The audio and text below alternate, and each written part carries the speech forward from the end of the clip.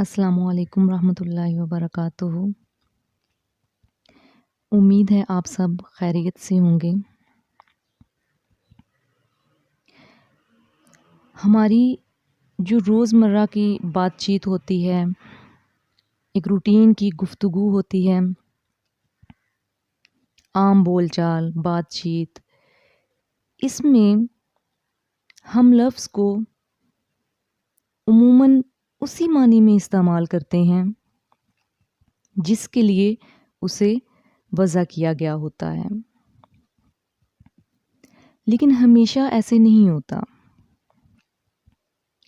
Some time ऐसे भी होता है कि लफ्ज़ को उसके हकीकी मानी की बजाय किसी दूसरे मानी में भी इस्तेमाल कर लिया जाता है। अब ऐसा क्यों किया जाता है? और अमूमन ऐसे शायर, अदीब वग़ैरह वो करते हैं अपने कलाम में। तो इसकी बहुत सी वजूहात हैं।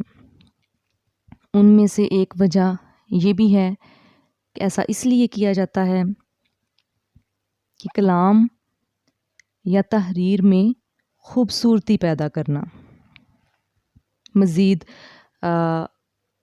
जो बात बोली जा रही है या की जा रही है उसमें खूबसूरती पैदा हो जाए। अब लफ्ज़ का इस तरह का जो इस्तेमाल है उसको मजाज कहा जाता है। तो आज का हमारा टॉपिक, आज के लेक्चर में जो हम पढ़ेंगे वो यही है, मजाज़े मुरसल। आज हम मजाज़े मुरसल के बारे में बात करेंगे।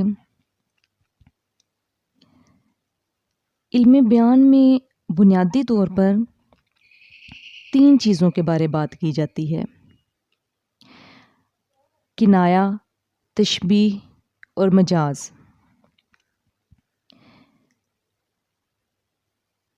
हमने इससे पहले इस्तिआरा को भी पढ़ा। तो इस्तिआरा जो है वो मजाज की ही एक किस्म है, ये भी हमने पढ़ा। इसी तरह ये जो बुनियादी 3 चीज़ें हैं, किनाया, तशबीह और मजाज, इनमें जैसे इस्तिआरा मजाज की एक किस्म है, इसी तरह मजाज़े मुरसल भी मजाज की ही एक किस्म है। मजाज़े मुरसल इल्म बयान में से मजाज की एक अहम किस्म है।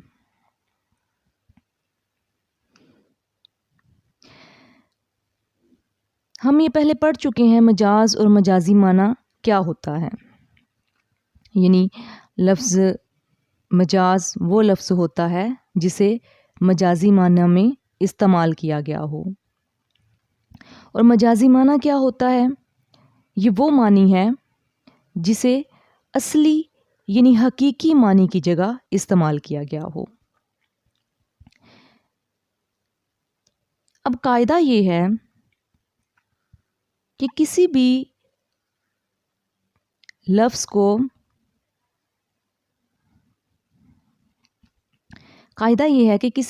को मजाजी मानी में इस्तेमाल करने की कोई ना कोई वजह ज़रूर होनी चाहिए। यानी जब भी हम किसी लफ्ज़ को उसके असली हकीकी मानी से मजाजी मानी में कन्वर्ट कर रहे होते हैं, वहाँ लेकर जा रहे होते हैं, उसका जो इस्तेमाल है वो मजाजी मानी में किया जा रहा होता है, तो वो बग़ैर किसी वजह के नहीं होता।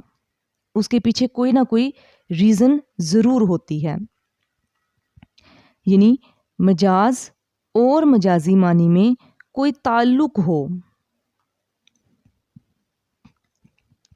कोई ताल्लुक़ पाया जाता है, कोई सबब पाया जाता है जिसकी वजह से हम लफ्ज़ को उसके हकीकी मानी की बजाय उसके मजाजी मानी में इस्तेमाल करते हैं।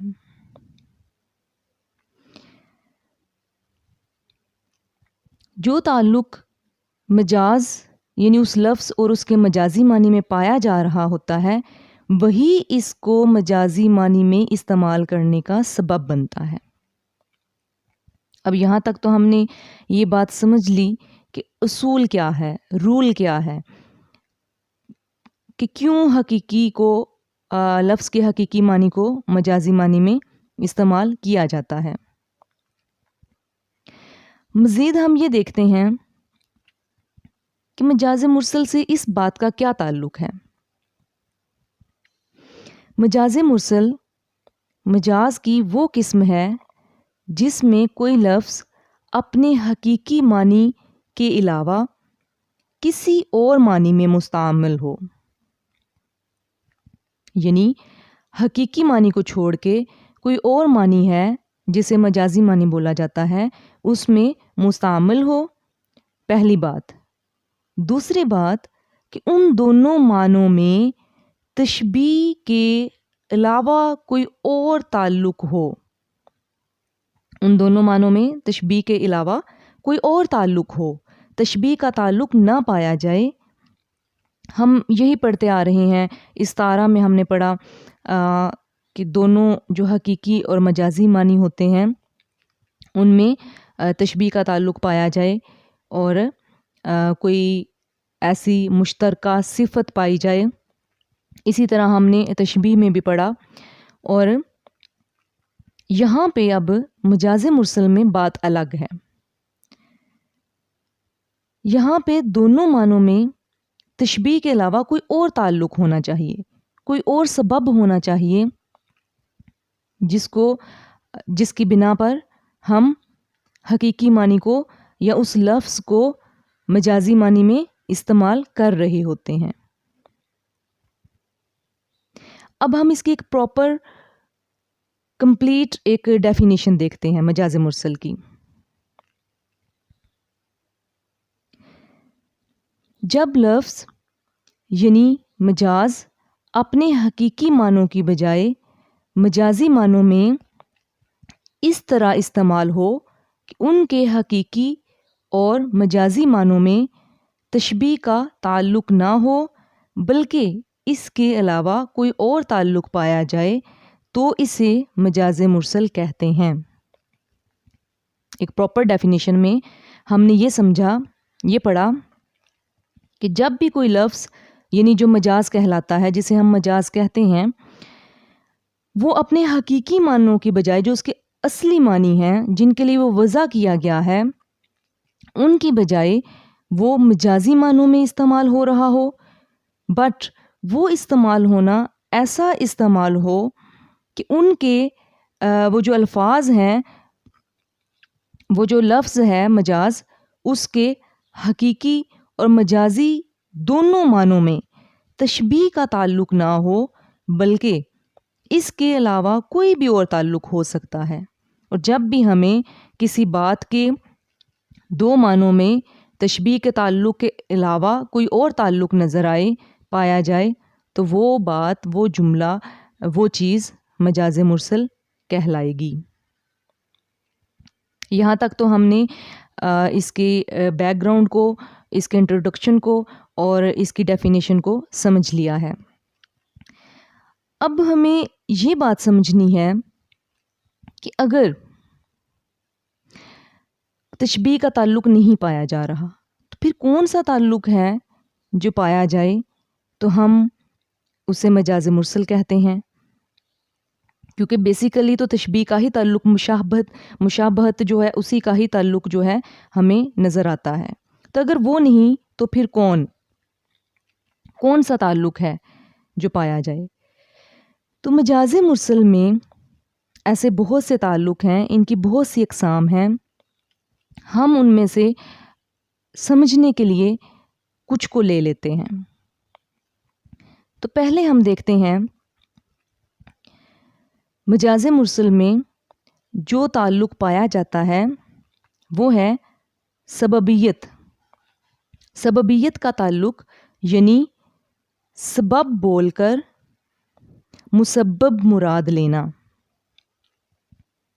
پہلا تعلق ہم جو پڑھ رہے ہیں سببیت کا تعلق ہے، یعنی سبب بول کر مسبب مراد لینا۔ مزید ہم اسے مثال سے بھی سمجھیں گے۔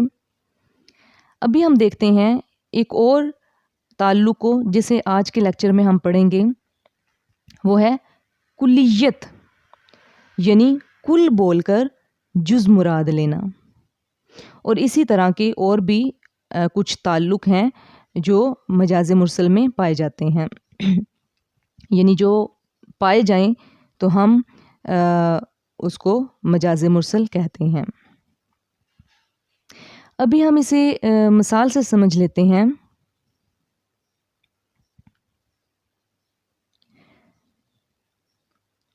آج بادل خوب برسا۔ اب یہاں پہ بادل برسنے سے مراد بارش ہے۔ ہم کیا کرتے ہیں، عموماً ہم یہی جملہ بول لیتے ہیں یا شعر و شاعری میں اس کو استعمال کیا جاتا ہے۔ اپنے کلام میں ادیب اور شاعر جو ہیں وہ ایسے جملے استعمال کرتے ہیں۔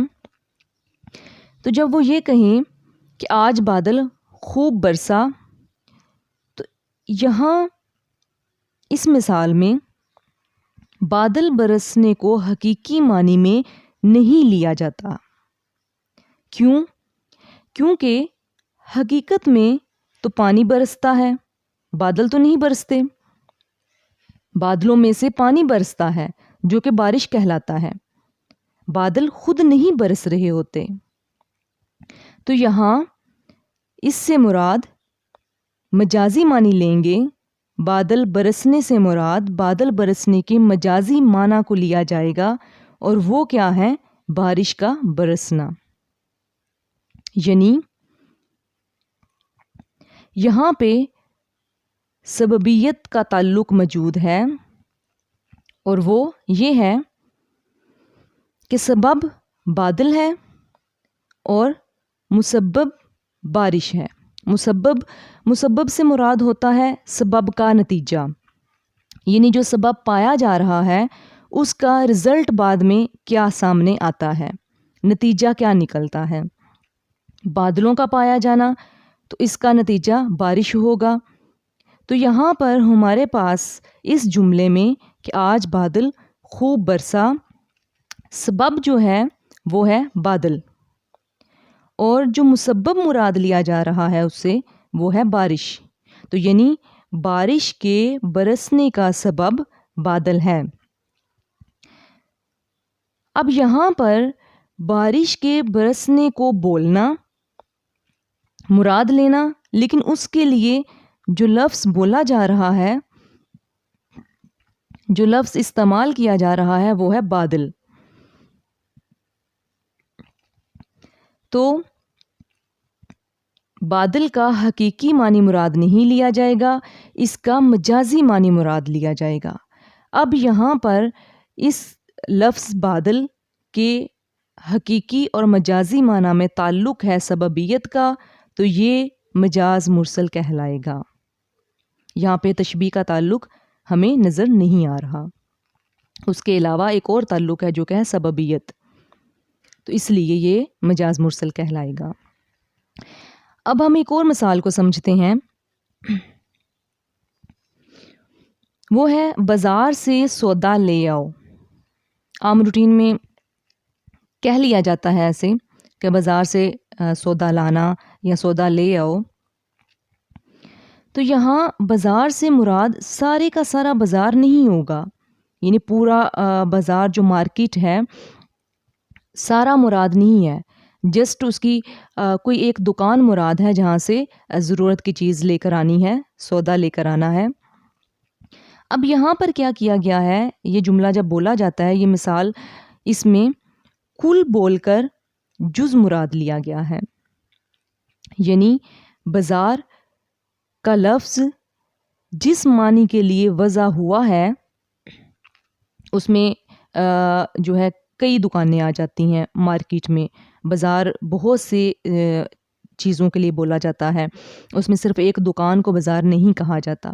تو حقیقت میں اصل میں بازار کا لفظ جس معنی کے لیے وضع ہوا ہے اس حقیقی معنی کا صرف ایک جز یہاں پر مراد لیا گیا ہے. اس مثال میں جو بات بولی گئی ہے اس میں اس لفظ سے مراد بازار جو لفظ ہے اس سے مراد اس کا ایک جز لیا گیا ہے اس کے حقیقی معنی کا، نہ کہ پورے کا پورا اس کا حقیقی معنی مراد ہے. تو یعنی کیا ہوا یہاں پر، بازار بول کر ایک دکان مراد لی گئی ہے، یعنی کل بول کر بازار کل ہے اور دکان اس کا ایک جز ہے. تو یہاں پر ایک دکان کے لیے بازار کا لفظ بول دینا یہ مجاز مرسل ہے. ایک اور مثال سے اس کو سمجھتے ہیں جو بہت مشہور ہے اور اردو لیکچرشپ یا اردو کا جو پورشن ہے جنرل نالج میں جو شامل کیا جاتا ہے اس کے مطابق جو ایک ایگزامپل پوچھی جاتی ہے یا جس کے بارے میں بات کی جاتی ہے، اب اسے دیکھ لیتے ہیں. اب یہاں پر جو تعلق پایا جائے گا مجاز مرسل کے دونوں معنی میں، حقیقی اور مجازی میں، وہ دیکھتے ہیں. وہ تعلق ہے مستقبل بول کر حال مراد لینا، یعنی کوئی ایسی کنڈیشن، کوئی ایسی حالت جو مستقبل میں ابھی ہونی ہے، ہوئی نہیں ہے، بٹ اس کے جو آثار ہیں ہمیں نظر آ رہے ہیں حال میں، پریزنٹ میں، موجودہ دور میں، تو ہم اسے مستقبل والی کنڈیشن بولتے ہوئے حال والی کیفیت پر اس کا اطلاق کریں. یعنی وہ معنی جو مستقبل میں مراد لیا جانا ہے، مستقبل میں ہونا ہے، اس معنی کا اطلاق ہم حال میں کر لیں تو اس کو بھی مجاز مرسل کہا جاتا ہے. یہ بھی مجاز مرسل کے دونوں معنوں میں پایا جانے والا ایک تعلق ہے. اب ہم اسے مثال سے سمجھتے ہیں. مثال ہے میڈیکل کے طالب علم کو ڈاکٹر صاحب کہہ کر پکارنا. یہاں پر وہ ایک اسٹوڈنٹ ہے، طالب علم ہے ابھی میڈیکل کا، ابھی وہ ڈاکٹر بنا نہیں ہے، بٹ اسے ڈاکٹر صاحب کہہ کر پکارا جا رہا ہے. عموماً ہم ایسے کرتے ہیں، بول لیتے ہیں. تو یہاں ڈاکٹر صاحب ایک ایسا لفظ ہے جس کے اصلی اور حقیقی معنی کا اطلاق مستقبل پر ہوتا ہے، لیکن اس سے موجود جو حالت، اس سے جو حالت مراد لی جا رہی ہے وہ ہے موجودہ حالت. ابھی وہ اسٹوڈنٹ ہے، مراد وہی حالت ہے اس سے، بٹ جو لفظ اس حالت کے لیے استعمال کیا جا رہا ہے، یعنی موجودہ حالت جو کہ وہ ایک میڈیکل کی تعلیم حاصل کر رہا ہے، آگے چل کر اس نے ڈاکٹر بننا ہے، تو موجودہ جو ابھی اس کی حالت ہے، اس حالت سے جو بات مراد لی جا رہی ہے، جو لفظ اس حالت کے لیے بولا جا رہا ہے، وہ لفظ مستقبل کی حالت پر لاگو ہوتا ہے، اس کا اطلاق مستقبل پر ہوتا ہے، نہ کہ موجودہ حالت پر. تو جب ایسی سچویشن میں کوئی ایسا جملہ بولا جاتا ہے جو مستقبل بول کر حال مراد ہو اس سے، تو یہ بھی مجاز مرسل ہوتا ہے. یعنی یہاں پر میڈیکل کے طالب علم کو جو کہ ابھی ڈاکٹر بنا نہیں ہے، ڈاکٹر صاحب کہہ کر پکارنا، یہ مجاز مرسل کہلائے گا. علم بیان کی روح سے اسے مجاز مرسل کہا جاتا ہے.